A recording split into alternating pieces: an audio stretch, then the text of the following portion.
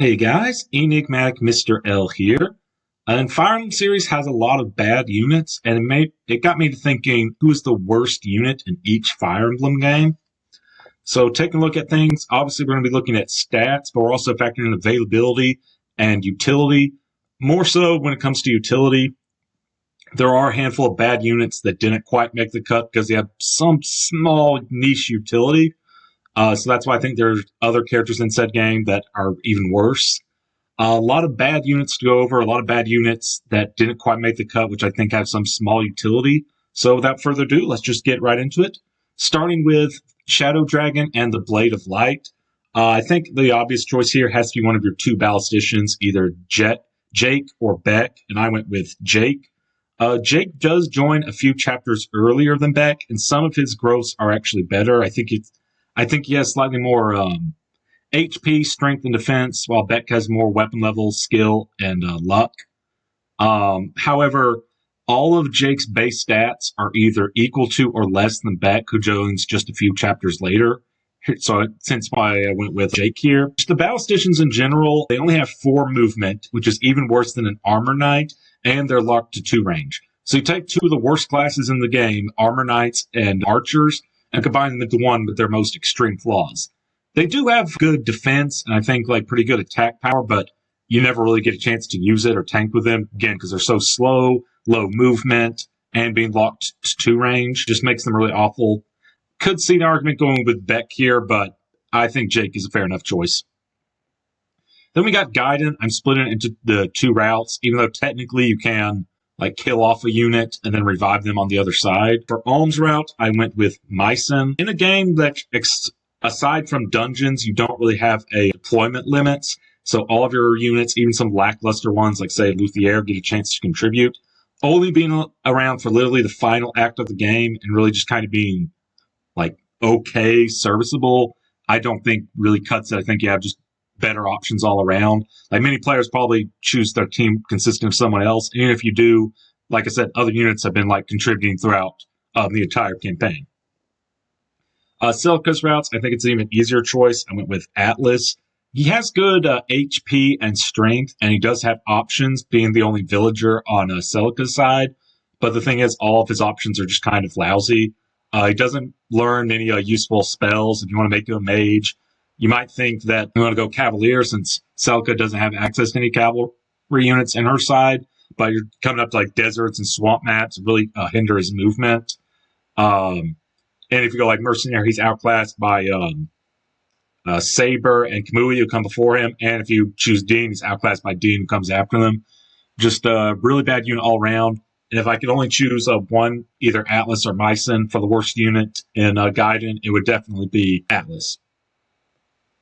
Mystery of the Emblem, I'm splitting it into 2 books. For book 1, I went with Macalon. Dolphin Macalon joined halfway through the game. Your typical armor knight problems, and there are no playable ballisticians in book 1, so they're not in consideration.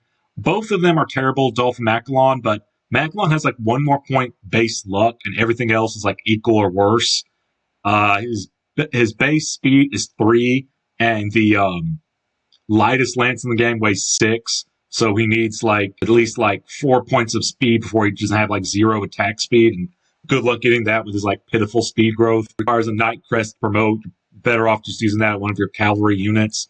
You might think he has decent defense, but combined with his HP just being mediocre and always getting doubled, he can't do his job as tanking that well. Just a really bad, lousy unit. For book 2, I went with Rochier. He joins in the penultimate chapter. If you don't get the best ending, you have to go out of your way to a village to recruit him, which oftentimes just isn't even worth it. The one time I played FE3 book 2, this was the one guy I didn't bother to recruit.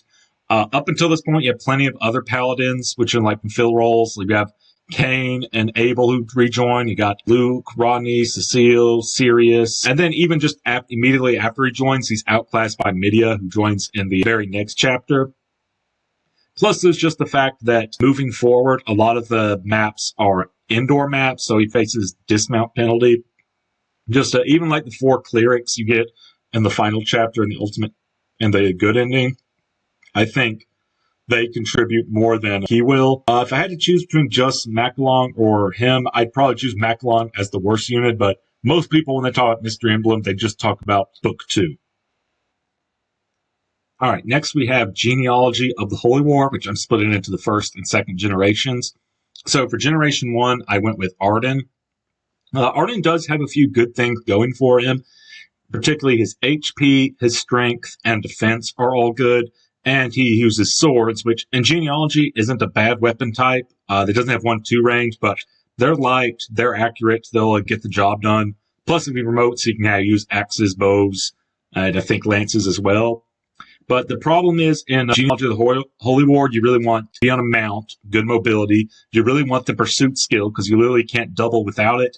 And you really want either like Holy Blood or just like good stats in general. And Arden has like none of those things. Like someone says, he doesn't just hit like once round like per combat. He hits like once pretty much the entire game, which obviously is an exaggeration. But even in infantry units, most of them have 6, and Arden's stuck at 5. And that 1 point can really add up over the course of an entire map. I find there's just generally not much use of Arden can do. Like, he can protect your castle, but there's very little times it's actually under attack. Maybe like in Chapter 2, when the Pegasus Knights, led by Aaron, come under attack, he can defend it until Lewin talks to Aaron. But that's really about it in Gen 1. In Chapter 3, if you head up like north, when like the bridge opens up and the pirates start penning down, he can hold that choke point fairly well, but so can anyone with a sword, Ira, Paulin, one of your cavaliers, or even especially Dew. He's generally weak, but he actively have a reason to choose him because he gets money from the pirates. I find just in general the most useful thing Arden ever does is get the pursuit ring in Chapter 2, which is debatable whether or not he should get credit for that. It's kind of just like an Easter egg, like an event. It's not like thief utility, but that's about it.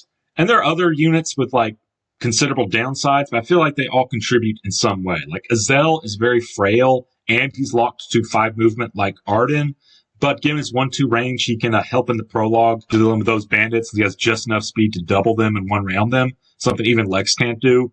And that contribution alone is probably more useful than anything Arden will do. Plus, if you took the time to promote both of them, Arden's mobility doesn't increase, which is his biggest problem. Zell at least gets a horse, and he'll have good speed and magic, which is really all he needs. Deirdre has extremely limited availability, but silencing that one mage with like the meteor spell at the end of Chapter 1, and silencing that one sleep staff user in Chapter 2 are more practical contributions than something Arden will do. Alec, Noish, and Beowulf have very lackluster combat, but given their high movement, they can kill like 1.5 enemy each per map, which is more useful than anything Arden will do.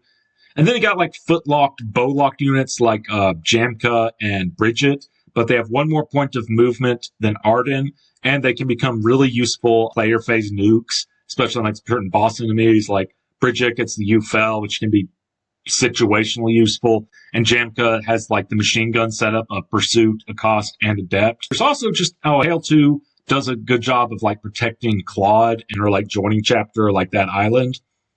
There's also just the fact that Arden doesn't make the best father in terms of like passing down skills and stats to Gen 2 children. Every other dad or potential dad has like at least one good pairing or one pairing where they offer something like niche or something utility that any other pairing doesn't provide. Arden does pass down good strength and HP and defense, and Vantage, but Lex does all that, but better thanks to providing a Paragon as well. Arden does provide a little bit more strength and defense, but it's not a significant amount. His best pairings are probably Ira x Arden or Arden x Tailtooth for Vantage Wrath, but both of those, they're outclassed by Lex, as aforementioned, and also just Ira has better pairings like Jamka, Dew, Noish, or Holland, and then Tailtooth has better options in Lewin and Zell. Really, just the game makes a joke in the opening chapter of how like kind of useless Arden is, and it does reflect in gameplay. And Genealogy of the War second generation, we once again have another armored unit, this time a general, and Hannibal, who joins in Chapter 9 and really never has a chance to contribute much of anything. The next 2 chapters, Chapters 10 and Endgame, are just filled with a lot of magic users, so he can't do his job of tanking that well. His high defense doesn't really benefit him that much. It gets locked to low movement as well, only 5 movement. And you might think he can like defend a castle, but even then, like in his joining chapter, all of your castles get under attack. Without help from your other units, you can deal with the general Wyvern Riders, but whoever their like Wyvern leader is, I find that he has trouble dealing with them. He doesn't have any particularly useful skills. Adept doesn't really trigger that often due to his low speed, and he doesn't have pursuit. Device, it's not particularly reliable in player phase and player units. It's annoying when the enemy has it in players. You can't really plan around it or anything. Vantage is really only useful if the enemy's at really low HP. Yeah, I just never find there's much of a use for Hannibal in anything. And some of the substitute units you get are pretty bad, but they at least have some small niche uses, like Fee's substitute. I think it's like Permina or something. Yeah, she doesn't have pursuit, she just has adept, but just have flying utility is something. And then Patty, Daisy substitute, the thief. Even though her combat is horrendous, she can like visit villages, gather up money while your other units are out there like in combat or healing. Then at the start of the next chapter, drop it off to whoever you want. Even if those villages are too out of the way, just the passive gold Patty gets like after each chapter and freely dump it on anyone else, I think that's more of a practical contribution than anything Hannibal will do over the course of a normal playthrough. If I had to choose who's worse, Hannibal or Arden, if for no other reason that Arden gets that pursuit ring, I would say Hannibal is overall worse, but that's kind of splitting hairs. Next, we get to Thracia 776. So my choice here is Miranda. She joins with lackluster base stats fairly late into the game and fairly low weapon ranks. Like pretty much all the physical enemies in her joining chapter can just like one round her. Her only skill is Wrath, which given how frail she is, it's not particularly useful. And instead of promoting to like the valuable Sage, which even if you want to have the staff rank to use like warps and the like, she could at least heal. She doesn't even get that. Instead, she becomes a magic knight. So a mounted class in a lot of other games that'd be particularly useful.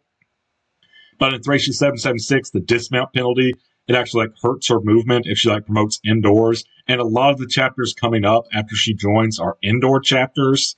I just never find that there's like a particularly useful reason like Miranda will contribute. Compared to other bad units, you get like the whole Scrub Squad in like Chapter 9, Kane, Alva. They're bad, but they have more outdoor chapters to work with like rescue drop, that sort of thing. And they have more chances since they joined earlier to make use of those growth rate boosting scrolls. Miranda doesn't have as much time to use them. There's also Shaman who joins in the same chapter as Miranda, who's somehow even less effective of killing things than Miranda. But given his bargain skill, that's at least some small niche utility. Like, granted, by the time Shaman joins, most of the shopping's already done, but in the very next chapter, there is a shop that sells, like, silver axe, a few bows, a few homes, like a vulnerary, so he can make use of that.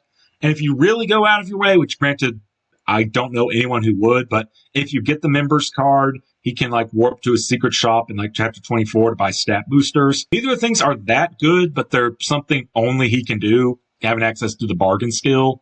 So that's at least something. Xavier is a huge pain in the butt to recruit, and he's definitely not worth it. But if you do go to the trouble of recruiting him, like you're going for a full recruitment playthrough, I would say he's worth using once you have him. Wrath, high defense, good strength, authority star, +3 hit, and +3 void in all of your units is decent. It's at least something, and it's more useful than anything Miranda will do. Binding Blade has a lot of terrible units. There's Roy himself, there's Boars, there's Wolts, there's Barth who joins in like chapter 8, there's Dorothy. I think it really, when it comes to Binding Blade, though, it really comes to who's the worst unit between Gwendolyn or Wendy or Sophia. And I chose Wendy. So right off the bat, Sophia can find a guiding ring in her joining chapter. And if we count that as a contribution, that's immediately more useful than anything Wendy will ever do. But I do think it's fair whether or not that should be counted as part of her contribution. If you discount that, I think the gap between these two very terrible units becomes closer. But I'd still say Sophia is slightly better. That's really not saying much. So Wendy joins with like worse base stats than her brother Boars, who joined like 7 chapters earlier. She's in a terrible class, an armor unit, game with big maps, low movement, low speed, so she can't do her job of tanking that well, given the fact she gets doubled by everything. Has very terrible accuracy, which granted Sophia does too, but we'll discuss her in a little bit.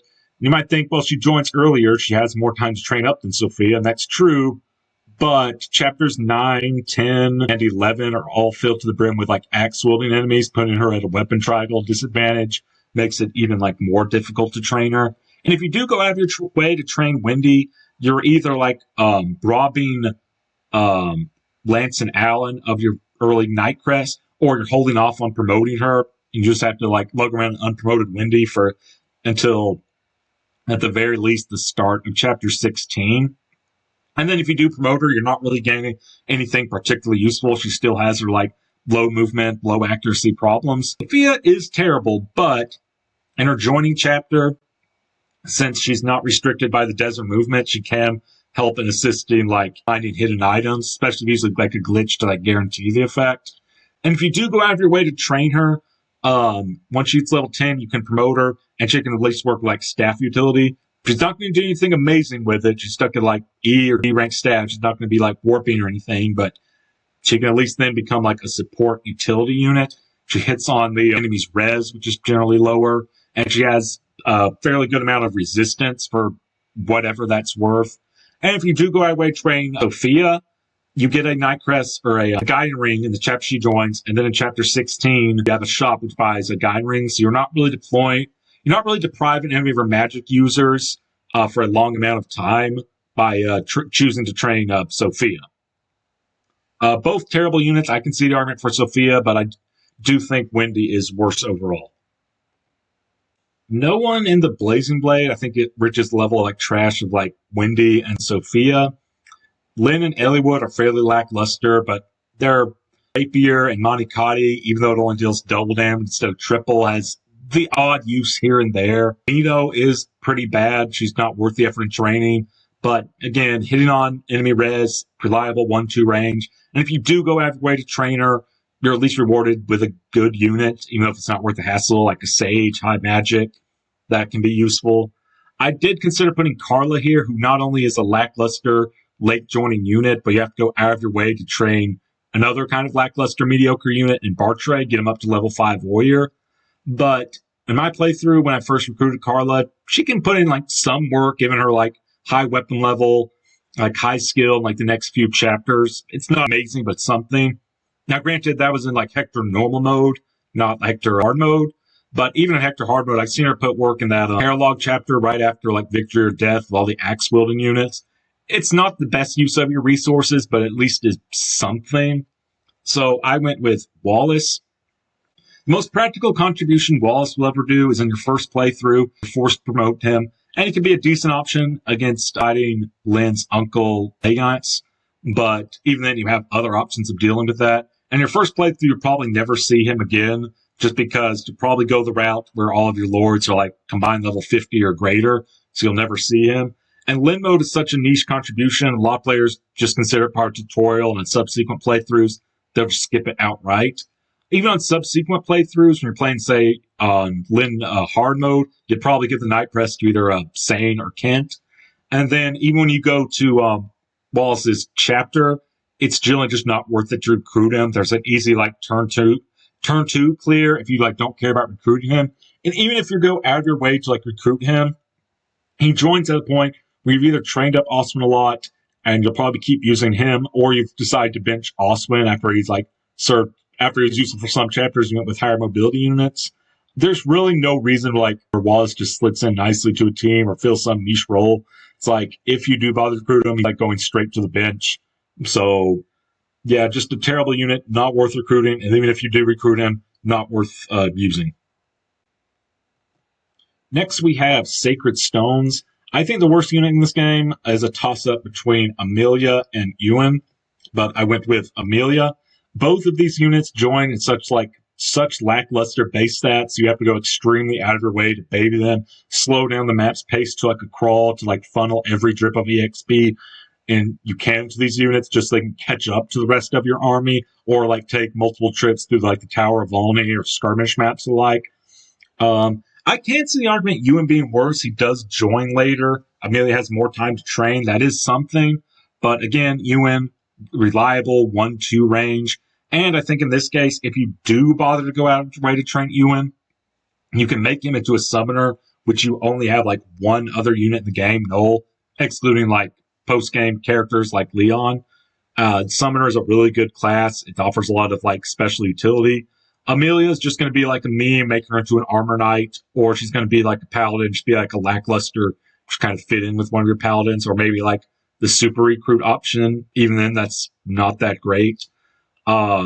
She does have a lot of extra levels to catch up, but just in general, even her growths, they're like lose out to someone like Seth, who has like whose base stats joining much earlier blows Amelia's out of the water. Just never a reason to like, unless you want to like baby a unit, there's no reason to use Amelia. There's no situation where it's like, yeah, using Amelia, that's the practical choice that like makes the game easier.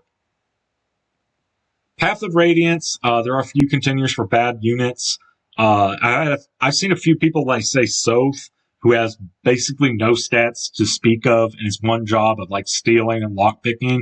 He's outclassed by Volk, who, yes, charges 50 gold per unlock, but A, he has the stats to just not get utterly wrecked by the enemy, and gold's generally plentiful in Path of Radiance. But I can see there are a few niche situations where you might want to deploy two thieves at once, like the boat map, which I think is right after Soph joins or shortly after, and like the desert map, Soph can help with like hiding or finding hidden items. Mia and Rolf are pretty lackluster, bad stats. Rolf has like the early game archer problems, but he's not even that early. He joins in like chapter 9. At the same time, you're getting a character like Marsha if you really want to funnel like bonus EXP to the like. But Rolf can at least, he provides like 10% crit bonus to his like brothers, and it like stacks. That's at least something. And I think Mia's slightly better than him because she has more speed to speak of, and being locked to one range is better than being locked to range. So I went with Nasalia. It might seem like an odd choice. He has like the best speed in the game, and his stats are pretty good. But the problem is, if you're playing on hard mode, you really only get like one chance to use him. That's when Ashnard enters his second phase, and most likely your Ike's going to be strong enough to take Ashnard by himself. Like, especially if you get like Wrath Resolve Ike, he's just one round Ashnard, and then Nasalia won't have a chance to do anything. Now, to be fair, if you're playing on normal mode, you can get him for like the entire chapter, and that might be enough to like save him from this or choose someone like Rolf, but he's also just completely outclassed by like Gifka and Tabarn. Like, Tabarn's flying utility, he can reach Ashnard sooner, and even though he doesn't double Ashnard, he deals more damage. Like, Nasalia, despite doubling Ashnard, he doesn't do enough damage to outpace Ashnard's passive healing. Then Gifka doesn't fly, but he has way more attack and way more bulk to survive hits. If it was one or the other, like, Nasalia was your only Goto archetype, or he joined for like the entire like chapter, not just the last phase, I could see Nasalia not getting the spot, but combine them both together, there's not really much opportunity for Nasalia to contribute. Next, we have Radiant Dawn, which is kind of like Binding Blade, has a lot of bad units. Just for characters in general, I will say the Dawn Brigade, even though almost all of them, they're either bad or they have some like significant flaws holding them back.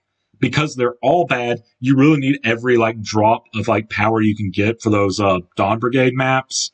Even if they're just doing something like shoving or some chip damage, they're at least useful in that regard. Then especially in like 313, just having like a warm body to like block some of the like ledges so enemies can't fly up. Especially if you don't care about risking them dying to like a flying enemy or something, that's at least some contribution. Special shout outs to Meg and Fiona. Many people consider to be the worst units in Radiant Dawn, but Meg at least has turn 1 shove strats. It's not much, but it's something. I think in the speedrun of Radiant Dawn, people go out of their way to view the base conversation to recruit Meg just for those like turn 1 shove strats, though that might be outdated at this point. And then Fiona has some small like rescue utility as a like, Cavalier unit. It's not much, but it's something. So I went with the worst unit in the Grail Mercenaries, since you have like plenty of strong units. You don't really need like small fries, and you have more options. And that's Liar. who just has like terrible base stats and a terrible class. Like their joining chapter, she like 4 rounds, 5 rounds, like 8 rounds, like KOs enemies or can like damage generals. She has a very slow EXP gang due to being in like Cat Lagoos unit. If you just want to use the Cat Lagoos, I think all of Lyre's stats are equal or better. And then if you're just caring about Lagoos, Ranulf, even though he has problems, he's at least force deployed in a handful of maps. So your resources like your like grass and your Lagoo stones can be used on him. There's just no niche that Lyre ends up like ever fulfilling. Next we have Shadow Dragon. Starting with this game, open and reclassing is a thing. Especially in this game where you only have to like consume an item to use it, like resource management. There's just like a limit on how many, say, like Wyvern riders you can have at once. It makes determining like which units are good and bad a lot trickier. But fortunately, determining like the absolute worst unit, it's not that difficult. I went with Rad, who in the original Shadow Dragon, the Blade of Light, he served his purpose well enough. He was basically just a worse Navarre Ogma. It's like, hey, you got them killed? Well, you can use him. In a game where stat caps besides HP are at 20 and like that sort of thing, there's only one difficulty. He served his purpose well enough.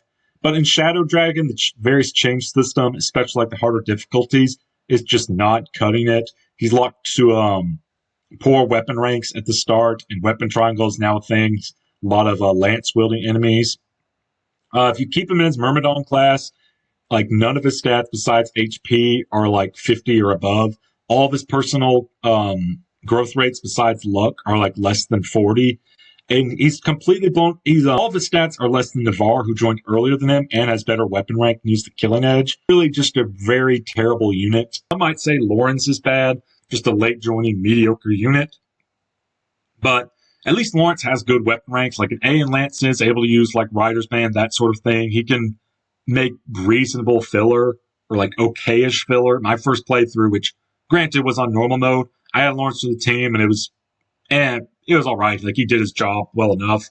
But Rad, you really have to struggle to get him going anywhere, and it's not worth the effort. New Mystery of the Emblem is home to Bantu, not just the worst unit in New Mystery of the Emblem, but a very strong contender for worst unit in the entire series. Base stats are bad, kind of comparable to Aaron, like your Jagan of the game, who got like multiple chapters earlier. And he needs a Firestone to do anything. He can't reclass, and his growths are basically just non-existent. Like, he gets wrecked in his joining chapter, even if you, like, funnel all the kills and EXP you can to him, giving him every stat booster. Many units can say, like, they're bad, but they can work. Bantu pushes that to its limits. Like, how bad can a unit be until they reach the point, like, no, this unit just cannot work, period. Starting with Fire Emblem Awakening, I would say there are no truly bad units moving forward. There are definitely units that are less good than their peers, but they're more bad in the sense like someone has to be the worst in their ranking, but they're not like garbage, like unusable. They can still be used like just fine. So for Awakening, one of your first slots might be Donald, who has like abysmal base stats, but his growths allow him to snowball fairly quickly, and his high luck and access to the mercenary class line. He can get arm thrifts and basically just use really expensive, powerful weapons without depleting their durability, which is something. Virion is an early game archer with low defense, has the general archer problems of being locked to 2 range unless you reclass him. But in addition to the fact that he can reclass into Wyvern Rider, in like higher difficulties like Lunatic, where you really need every drop of like firepower you can get in those first few chapters, he can at least like serve his role for a while. So my pick is Rickon. He doesn't join until I think it's like chapter 5. He's outclassed by Muriel, who comes before him, and especially like Henry and Thracia, who come after them. All of those units can gain access to the Dark Mage class, Nosferatu, which is extremely broken in this game. And Rickon can really benefit from that using his like magic, but he doesn't get that. And even just outside of that, his stats, I mean, they're okay for Awakening standards. Like, everyone's really good, but he doesn't have anything that particularly stands out. His alternate class lines, like Archer, already mentioned, like with Virion, the problems with that, locked 2 range. He doesn't really benefit from that as a magic unit. And Cavalier, which I guess you could get him up to Great Knight and Luna and reclass him back into like Sage or Dark Knight, but in general, just outclassed by pretty much all of your like first gen units. For Fire Emblem Fates, I decided to split it into each of the routes because there are some differences given like when units join, their utility, that sort of thing. So for Fate's Birthright, I went with Mozu, who is really just kind of a sad case because she can perform like at least okayish in the other routes. In Conquest, she has access to like Hoshiden class lines, which are kind of hard to come by in Conquest. Especially bows are a lot more useful, like a interface-oriented game. You can give her like a forged class into archer, give her like a forged bronze bow, and she can deal with the flyers in Chapter 10. That's at least some meaningful contribution that your other units can't do. Plus, also, she can have access to skills like Life and Death and Spendthrift, and be an effective like Takumi killer in the final chapter, which granted, other units can be your Takumi killer, but Mozu is like a decent enough pick for it. Then in Revelation, she has access to like the flying class line, a flyer like Kenshi Knight to be more useful in there. And just in general, your starting roster is so small that you need like all the firepower you can get. She can be trained like in the Shoveling Snow map in addition to her paralog. Just in Birthright, all of her flaws are way more pronounced. She has like garbage base stats, and like her joining chapter, she like deals no damage to the enemies by default, and she gets one shot by them. Which, yes, you have like ways of getting around this. You can get like pair-ups and tonics, do dual strikes, deal damage, put her in like the forest tiles, get like the extra 1 point of defense. But just in general, you start shoveling in all these resources into her. And despite her good growth, it takes a lot of effort just to catch her up to like around where their other units are. And it's only until really late game where she starts slightly outperforming them, but it's generally just not worth it. Then in Fate's Conquest, again, Mozu is included here because her strengths work a lot better in this game.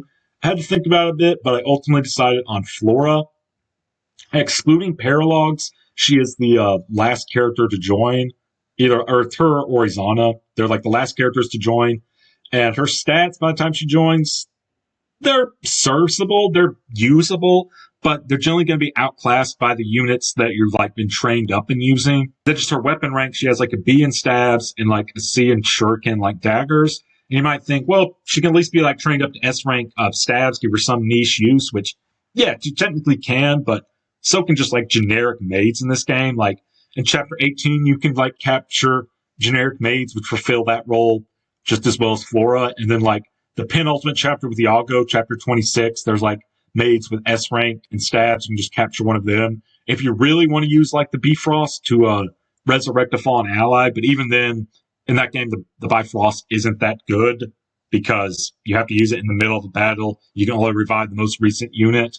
But even that small niche utility, what Floor could theoretically do, just generic units can do it quicker than she can. It doesn't really offer anything useful like as supports. The only ones she supports are Felicia, which she doesn't really get anything out of, and Corrin, but everyone can support Corrin. It's just her like staff utility. At this point, you have Jacob and Felicia both, plus you have Elise, you have other characters that can just do the job she can that you've been training up to. So she's just kind of outclassed in pretty much a lot of regards. Next, we have Fate's Revelation, which a lot of people say it's like extremely unbalanced, which I do think the complaints, they're valid, but they are overblown. Like characters like Setsuna and Odin, Laszlo, Niles, they join late, but they do have like some better stats than compared to their Conquest and Birthright counterparts. Then you can just go like the paralogs. If you do them like right after Chapter 17, you can like catch them up to the rest of your army. And like Niles' capture utility can be like put to use in those like paralogs. Nyx joins like 5 or 6 chapters later, and she doesn't get like any stat boost. She's kind of the exception, but the one character I chose for Revelation is Scarlet. She joins in Chapter 16, and she's good. She's like usable in that chapter. But just at the start of Chapter 18, she dies, so you only have 2 main chapters to use her in. 16, 17, and that's it. Plus any paralogs you might happen to do. So just being useful in like one chapter might have cut it in like some other games. Like, for example, Sacred Stones, Orsen's only around for 1 chapter, but he's useful in that 1 chapter. So, and he's got like garbage. He's like competing against garbage like Amelia and Ewan. In Modern Fire Emblem, just that isn't really going to cut it. You can go, like I said, out of your way to like use her in a lot of dialogues before Chapter 18, but at that point, just why? So next we have Echo, Shadows of Valentia, starting once again with Almshroud, which, again, I'm going with Mycen. In addition to like the usual problems like a Gaiden had, where because there's no deployment limit, even your like lackluster mediocre units can contribute more over the course of a game. All their like growth rates have been buffed, even if it's just like slightly, so they're better now. They're more likely to be usable in the final team. But even if you do decide to use Mycen, like he'll be serviceable, he'll be fine, but in Modern Fire Emblem, where almost anyone else can be trained to be used like your MVP of like the run, Mycen, due to his extremely lacking availability, is never going to amount to that. Plus, he just has like problematic speed of like getting doubled. So at most, he'll be like reasonable filler, but even then, many players probably aren't even going to deploy him in the final act at all. So I'll just go like straight to the bench. For Celica's route, Atlas has been buffed. He's the only character on Celica's route, barring if you go out of your way to recruit Cliff and Faye, which I'm not counting them for this route because that's kind of more of an Easter egg than anything. But Atlas can use the rescue staff. The only one can use it, like I said, is Faye, or the DLC character Shade. That's staff, the rescue spell. If you reclass Atlas into a Sage, which is something. If you reclass him to Archer, which is probably his best class, use a Hunter's Volley, which he's competing with Leon for that, but they could also just like trade it around. That's something. So I went with Jesse, kind of a lackluster mercenary, who again kind of like comparable to Atlas and Gaiden. If he's outclassed by Kamui and Saber, who joins before them, and especially if you decide to pick Dean over Sonya, Dean's stats just blow him out of the water. Can be made to work like any Modern Fire Emblem unit, but he requires some like investment, some grinding, and he doesn't really offer anything like particularly like niche or noteworthy. For Fire Emblem Three Houses, this was the one Awakening onwards, which I didn't end up going back to my choice. Like every other game, I originally chose someone else, had to rethink it, thought, oh, this character has some niche, use something. Three Houses, I always knew it was going to be Anna. I'm not splitting up into each route this time, even though there are some slight differences in the characters. Like Ferdinand is much harder to recruit if you're not playing Black Eagles. Lawrence and Ash, who weren't the best units to begin with, leave your army for a few chapters before rejoining, depending on which route. But Anna, I think, is definitely Three Houses' first unit. She does have a few good things going for her. Boons and swords and riding, like a budding town, I think, is riding. That's okay. Boon and Faith is good. Boon and Axe and Bows is really good. Allows you to get access to hit plus 20 or blow. The problems then become when you start looking at her surface, her strength and magic growths are both 35%. She tries to be like a mixed attacker, but ends up just failing at both. Like magic, because of like low 35%, she doesn't get the best use out of that rescue spell. And then she does learn Meteor spell at level A, but in addition to just a low magic output, she has a Bane and a magic. And looking at her stats, she has good luck, which isn't completely useless, but luck is generally one of the like less useful stats. Has good charm, but because she has a Bane and Authority, she doesn't really get to make the best use of that. Even like her some of her like Authority skills like Rally Luck are not particularly useful. And then just the biggest nail in the coffin for Anna is why I think she's definitely the worst unit in the game. She's the only unit without any supports, and that because they help with Avoid, and especially help with Hit in a game where you really need it, doesn't get like Gambit boosts from other units. They're not as impactful, or just linked attacks. Really just hurts her accuracy, not allows her to like contribute to the team. Ash is a strong contender for Three Houses' worst unit, but Ash, he can at least be made a dancer. That's what I did in my Blue Lions Maddening Road, which you could argue is favoritism, but that's at least something he can do. Anna can't, and he helps out with like supports. So he'll be like contributing like indirectly, like a backline role throughout the course of the game. But Anna, low base stats, no supports, just nothing really to like offer your army. And finally, we have Fire Emblem Engage, which I will say right off the bat, any character who joins before Chapter 10, I think, isn't going to qualify for like worst character in the game, for the simple fact that they can gain access and inherit Sigurd's Cantor skill, which is like the meta-defining like best skill in the game, no contest. Sigurd buggers off like after Chapter 10, doesn't join till the end of Chapter 17. That's 7 chapters where units like who join before Chapter 10 can have that skill, which other units joining don't. plus any applicable paralog. We'll say Vander is probably the worst unit in terms of like long-term potential, given his high base level for his join time and his like abysmal growths. But he's good for like 5 chapters. Then like the Brody arc, he's okay, actually, you can bring him along. And then, yeah, he's going to go straight to the bench, but being good for like 5 or so chapters is probably better than some other characters, which, despite the fact they have the potential to be good for more chapters, they require a lot more investment. Another big shout out is Jade, which I originally did have here as the worst unit. She's just kind of outclassed by Louis, but her less defense can be marginally useful as enemies will target her if Louis' defense is too high. That's something. And she has like a niche use with like her 4 magic and like 25% magic growth isn't great, but she can like use the Hurricane X to like one-shot boss flyers. That's something.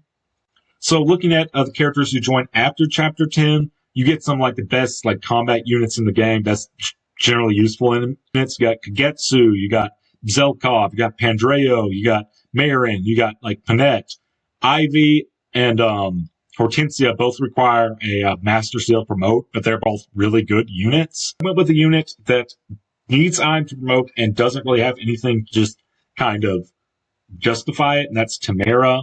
Her brother Forgato also needs a promotion item, but he can use the Shining Bow effectively, and he has really good speed. Tamara just has nothing really going for her. Comparing her to another unit, a lot of people say is the worst light unit in the game, Brunette. That doesn't require Master Seal to get anywhere. Tamara does, and even then, like Bunut's stats and HP, strength, and defense are slightly better than Tamara's. She does have more dexterity and a lot more speed, but Bunette's better constitution kind of closes that gap just like a little bit. The only thing Tamara's going to do, you can like personal skills Sandstorm, just kind of like gamble off that. But if you're just gambling off of skill procs, you're better off using Alcrest, because at least Luna, it scales with the enemy's defense. It's a better skill. I generally just find there's no practical use for Tamara like sliding into your army, filling some role like other units can't do, and do it better. And that's my take for each game's worst unit. As always, thank you so much for watching. If you have any units that I think slightly underrated, please feel free to let me know in the comments below. And feel free to chime in with a character you think is worse and why. This is Enigmatic Mr. L, signing out.